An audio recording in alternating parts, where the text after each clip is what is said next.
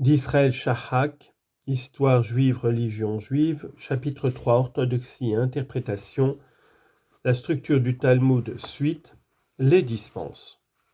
Comme nous l'avons vu, le système talmudique est des plus dogmatiques et ne souffre aucun relâchement des règles, même quand des modifications de circonstances les rendent absurdes. Dans le cas du Talmud, à la différence de la Bible, le sens littéral du texte est contraignant. Il n'est pas permis de l'évacuer par interprétation. Or, durant la période du judaïsme classique, plusieurs lois talmudiques devinrent intolérables pour les classes dirigeantes de la société juive, les rabbins et les riches. Dans l'intérêt de ces classes fut élaborée une méthode de tromperie systématique pour sauvegarder le texte de la loi tout en violant l'esprit et l'intention. C'est ce système hypocrite de dispense, chetelim, en hébreu, qui à mon avis est la cause principale de l'avilissement du judaïsme à son époque classique. La seconde cause étant la mystique juive, dont les effets cependant ont été beaucoup plus limités dans le temps. Encore une fois, quelques exemples sont nécessaires pour illustrer le fonctionnement de ce système. Premièrement, le prêt à intérêt. Il est formellement interdit par le Talmud qui prévoit un châtiment sévère pour tout juif qui prélèvera un intérêt sur un prêt consenti à un autre juif. Par contre, selon la plupart des autorités talmudiques, c'est un devoir religieux de soutirer le plus d'intérêt possible quand on prête à des gentils. Des règles très précises interdisent même les formes les plus détournées par lesquelles un prêteur juif pourrait tirer bénéfice d'un débiteur juif.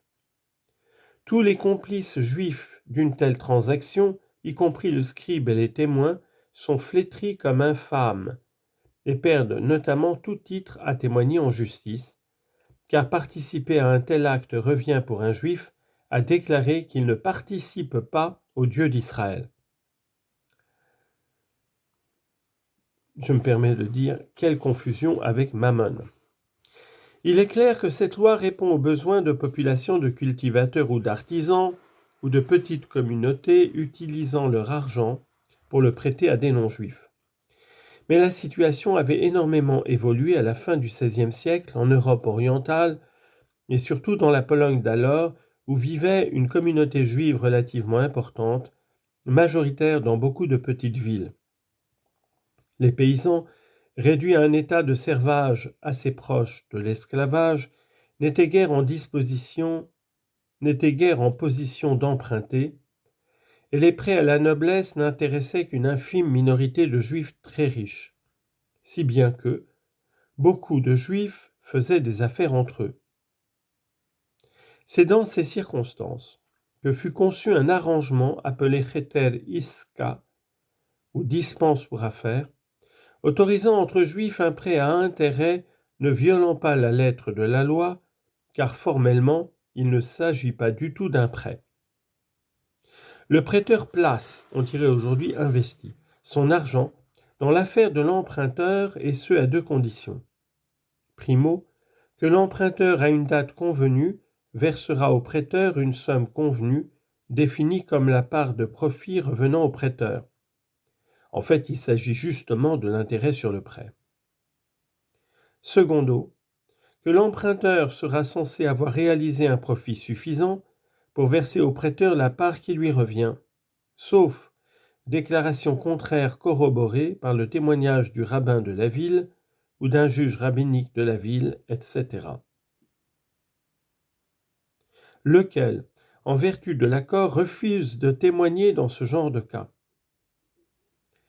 Pratiquement, la seule chose requise est de se procurer un exemplaire de cette dispense, rédigé en araméen, et donc presque toujours incompréhensible pour les intéressés, et de l'afficher sur un mur de la pièce dans laquelle se fait la transaction. Ce texte se trouve en évidence dans toutes les filiales des banques israéliennes, aujourd'hui, de même ou même de le ranger dans un tiroir. Ainsi, le prêt à intérêt entre juifs devient parfaitement légal et irrépréhensible.